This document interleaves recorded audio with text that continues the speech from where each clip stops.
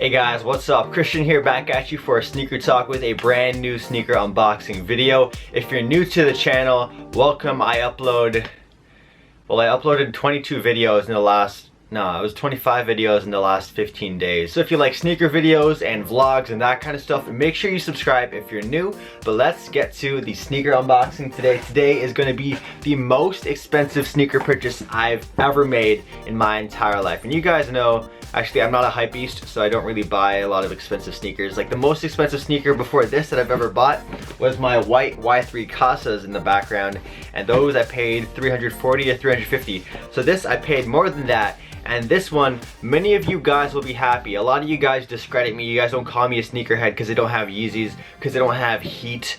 Well, I got some heat. Some fire flames. I also mentioned in a recent mall vlog that if you could guess the sneaker that I was getting in that video, I would give you a shout out. And by the way, you guys have been killing it in the comment section lately. It's so hard to keep up. Like, I try and read every single one, so it's just incredible how much support you guys have been throwing my way. Shout out to It's Joel. Shout out to Pro Habits. Shout out to Sandro Caratas. I hope I pronounced that correctly. Shout out to Playboy Sammy. Shout out to Lucas Bearer. I think that's how you say it. I'm sorry if I pronounce your names wrong, everybody. So let's get into it. This is a Grail sneaker unboxing. I'll tell you guys about it after, but I'll get to the sneakers right now.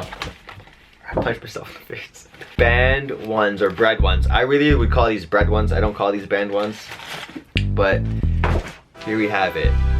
The Bread One 2016 or Band Ones. These sneakers are so beautiful. Just take a look. Let's just get some zoom in action. Take a look at this beautiful, beautiful specimen. I'm so happy to have these in my collection.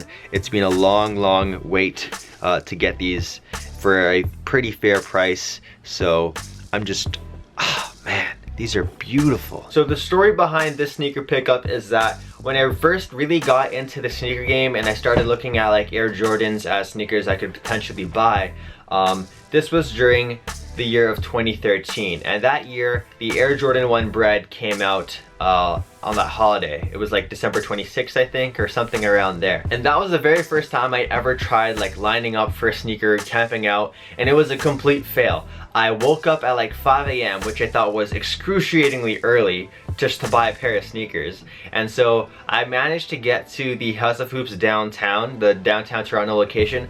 I got there around 6:45, 7 a.m. and I thought I had a pretty good shot when I got there.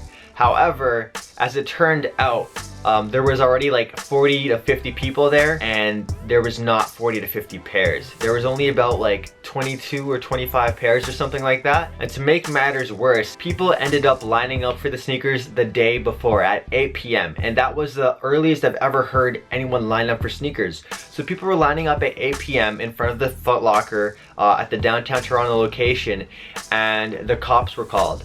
The cops were called because they didn't want people lining up on the sidewalk during evening hours on like a Friday night. So what Foot Locker did was that they gave the people who lined up early at like 8 p.m. tickets. So they gave everybody tickets, and the very next morning, as like 50 to 100 people were in line waiting for the sneakers to release, these people rolled up in their cars and stuff. They pulled up, and they were just led into the Foot Locker, and they all picked up their Bread Ones. Now the really dumb and silly thing is that at the window for the Foot Locker, like on the glass door, they had a sign there that said, "Bread Ones are sold out, please do not line up." But nobody was listening to that sign at all. So there was 50 to 100 people waiting there for hours, and some people didn't even know there was a sign on the door, and I didn't know until after lining up for an hour and 30 minutes. Now as the people were buying their Bread Ones that day, the lineup got pretty hectic, and Foot Locker actually called the police to escort people off the premises because they did not want people lining up for sneakers that they could not sell anymore.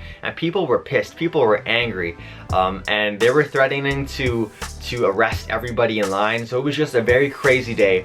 And think about it like this. This was the very first time I've ever tried lining up for a pair of sneakers, and this is what had to happen. So I took my very first L that day, because I did not line up for the sneaker 8 p.m. the night before. And then eventually, about a year later, I ended up buying the Bread One 2013, but I ended up paying 550 Canadian dollars. And that price is what you consider like just outrageous. Like, I just fell into the hype. I bought it, and I ended up wearing them once. And while I was wearing them once, I was just like, I cannot afford these sneakers right now. I can't justify wearing $550 Air Jordans. So I wore them once, and then I sold them a week later for $50 less than I paid. So I took a $50 loss. I got to wear my Grails for one day, and I felt really guilty wearing it for that one day. Now fast forward to 2016, 3 and 2.5 years later from the previous bread altercations, we now have the bread 2016 or banned